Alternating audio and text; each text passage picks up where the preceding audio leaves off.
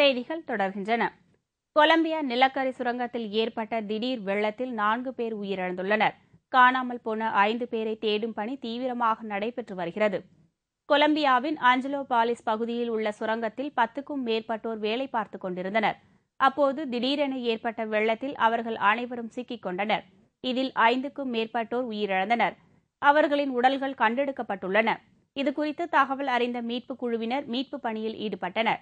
அப்போது ஒருவர் உயிருடன் மீட்கப்பட்டார். வெள்ளத்தில் சிக்கிக் கொண்டுள்ளவர்களை மீட்பதற்காக நிலக்கரி சுரங்கத்தினுள் உள்ள நீரை இறைத்து வெளியேற்றும் முயற்சியில் மீட்புத் துறையினர் ஈடுபட்டுள்ளனர்.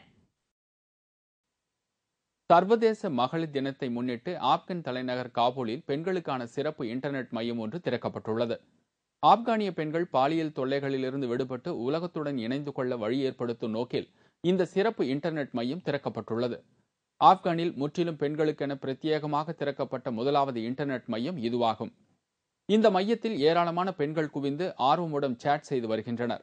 ஆப்கானில் பெண்கள் வன்முறைகளுக்கு உள்ளாக்கப்பட்டு வரும் நிலையில் இந்த இன்டர்நெட் கஃபே அவர்களுக்கான சுதந்திரத்தின் முதல் படியாக கருதப்படுகிறது. இதற்கான நிதியை பிரிட்டனின் சிறுவர் பாதுகாப்பு நிதியம் வழங்கியுள்ளது.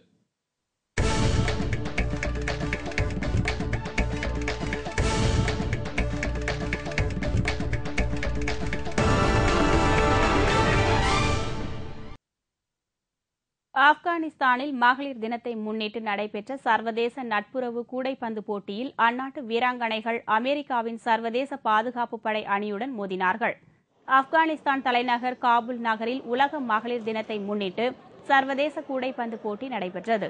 நட்பு ரீதியிலான இந்த போட்டியில் ஆப்கான் பெண்கள் ஒலிம்பிக் கூடைப்பந்து அணியும் அமெரிக்காவின் சர்வதேச பாதுகாப்பு உதவிப்படை அணியும் மோதின.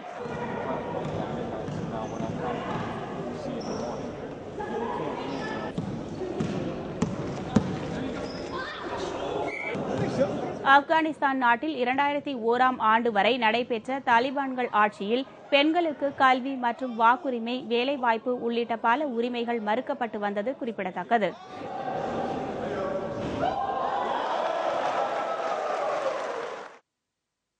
ஒலிம்பிக் போட்டி வரலாற்றின் அரிய வெற்றி கோப்பை ஒன்று லண்டனில் ஏலத்தில் விடப்பட உள்ளது.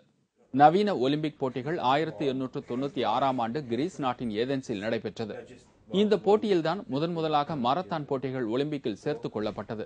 இந்த ஒலிம்பிக் போட்டியில் கிரீஸ் நாடு மாரத்தான் போட்டியில் மட்டுமே ஒரு வெற்றி கோப்பையை பெற்றது. ஸ்பைரோஸ் லூவிஸ் என்ற கிரேக்க வீரர் அந்த கோப்பையை வென்றிருந்தார். அந்த கோப்பை அவரது குடும்பத்தினரால் பாதுகாப்பாக வைக்கப்பட்டிருந்தது. 2ஆம் உலக போரின் போது விளைநிலத்தில் புதைத்து வைத்து இந்த கோப்பையை பாதுகாத்ததாக அவர்கள் தெரிவித்தனர். இந்நிலையில் இந்த ஆண்டு லண்டனில் நடைபெறும் ஒலிம்பிக் போட்டிகளை முன்னிட்டு நடைபெறும் சிறப்பு ஏலத்தில் ஸ்பைரோஸ் லூயிஸின் கொள்ளுப்பேரன் இந்த வெற்றி கோப்பையை ஏலத்தில் விற்க தீர்மானித்துள்ளார். லண்டனில் நடைபெறவுள்ள இந்த ஏலத்தில் ஒலிம்பிக் போட்டிகளில் பயன்படுத்தப்பட்ட டார்ச் விளக்குகள் உள்ளிட்ட பல்வேறு பொருட்கள் ஏலத்தில் விற்கப்பட உள்ளது. மீண்டும் முக்கிய செய்திகள்.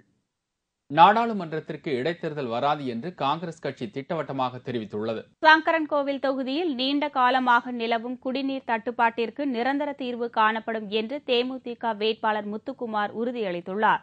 இலங்கைக்கு எதிராக ஐநா சபையில் அமெரிக்கா கொண்டு வந்துள்ள தீர்மானம் தொடர்பாக தமிழர்களின் உணர்வுகளுக்கு மதிப்பு அளித்து வாக்களிக்கப்படும் என்று வெளியுறவுத்துறை அமைச்சர் எஸ். எம். கிருஷ்ணா தெரிவித்துள்ளார். கர்நாடக முன்னாள் முதல்வர் எடியூரப்பாவை மீண்டும் முதலமைச்சராக பாஜக மேலிடம் தீவிரமாக பரிசீலித்து வருகிறது.